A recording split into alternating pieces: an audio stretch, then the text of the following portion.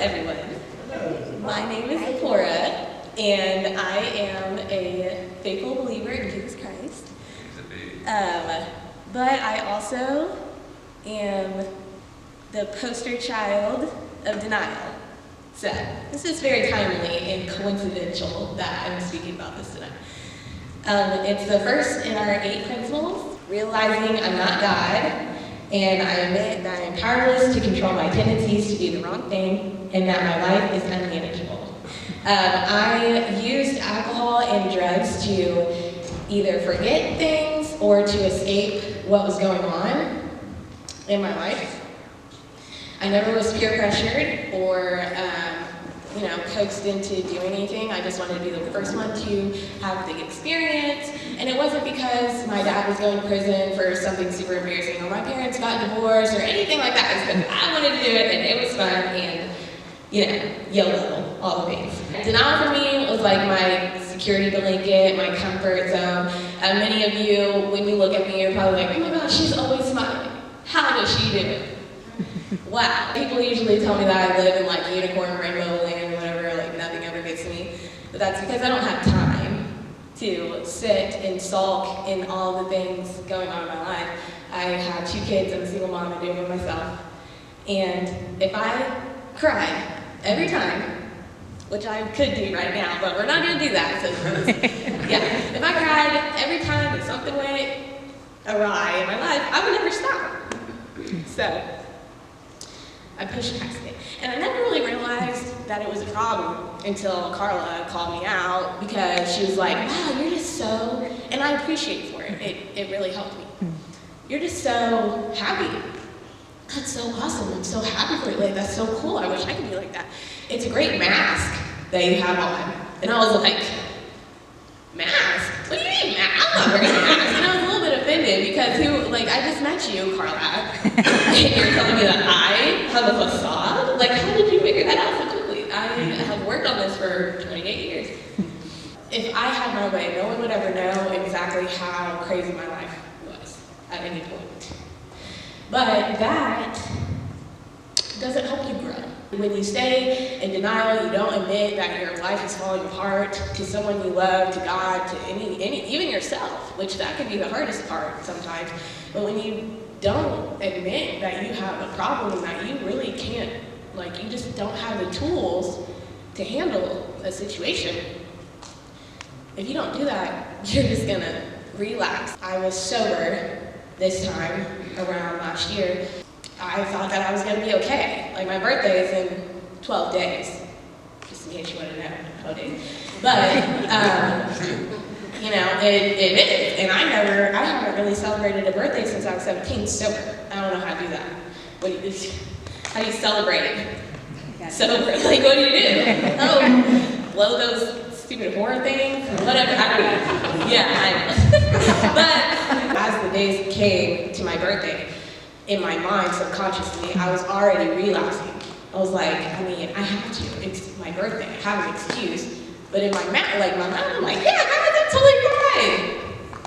If I would have caught it, the first, inkling that I wanted to go and party, if I would have been real with myself and been like, that was a thought you had. It's okay. It happens. But you need to take a hold of that and give it to God. But I didn't. I was thinking that I had it under control. I didn't have it under control. And I relapsed for a whole month.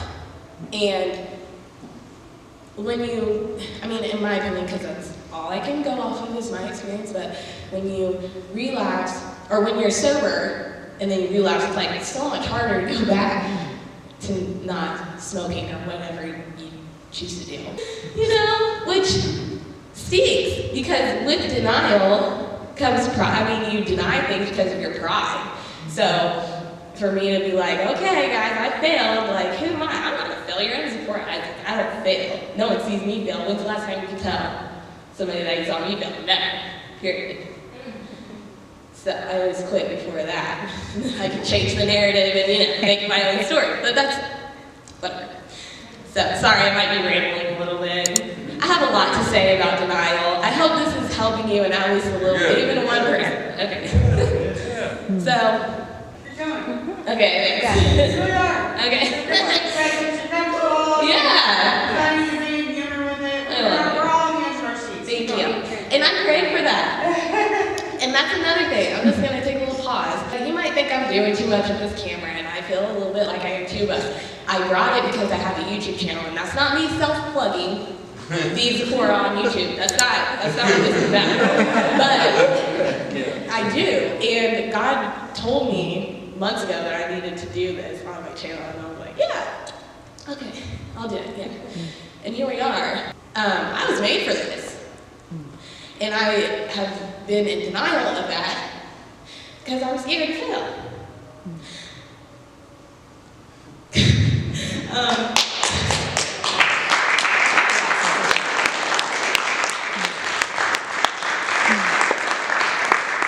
But I know how important it is for my own sobriety to go through these steps in a way that I can reflect on. So, this is what I'm doing, but I'm supposed to be in front of a camera and talking and helping people with the experience that I have from my life, because I've been through a lot, and God doesn't just let me go through all that for no reason. And the same is for each and every one of you. And through this group, it has taught me that I can do this. I can sing in front of people, I can talk in front of people, and I have good things to say, and I don't have to apologize for that. Because God made me just like this, to be up here talking to y'all, and you actually paid attention, and maybe you'll remember a couple things I said, and not just the embarrassing things that I probably said I don't know. So,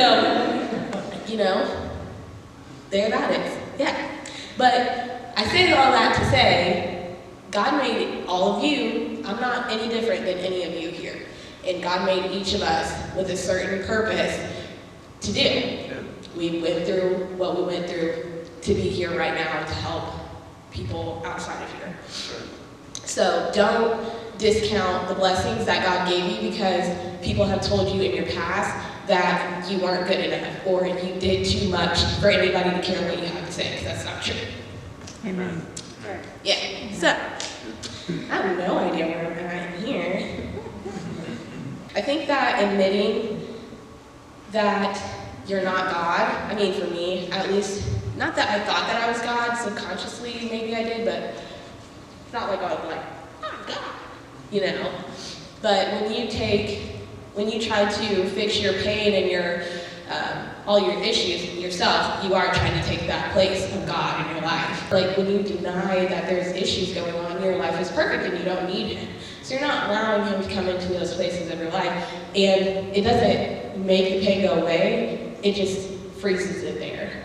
So much worse than it could have been if you just gave it to Him and let Him in. Because we can't do it by ourselves, period. I know that for me, self-sabotage is another really big thing that I do. I can be sober, but then I'm like, okay, we're sober. What now? It's crickets. I don't know how to handle this because I'm used to chaos, and I'm sure a lot of you probably are too, and it gets too quiet, and then you want to start making some hustle and bustle, get a new boyfriend or something crazy, or go shopping, whatever. And it's not drugs, but it still is hurting your future. I just came out of like a depressive time. The holidays were so bad for me. It should have been a really good time for me. I got moved to a great location at work. I have my own office. I'm like, who is she? Fancy pants. I need like a Coach bag to fit. Anyway, and my kids, I got them stuff for Christmas. Everything was good. And I stayed in the choir concert. That was like a dream of mine. Like, I was riding high. Like, it was all good. It should have been all good, but it wasn't. And then my kids got sick, and we were home, and like, I just sunk into darkness, I guess, loneliness or whatever. Everything was going too good, and I didn't feel like I deserved to be happy, which is dumb and not true, but easy to get caught up in. And here I am, so I feel better. I don't know, I hope that came around somewhere, full circle. I know I didn't go completely by the book, but this is a lesson straight to me, if not to anybody else, and I have it on camera, so that's cool too. And I just appreciate you guys being here and loving me and letting me be part of this group, because it has really changed my life, and I just am, super grateful. So there's that. I'm done. It was from your heart.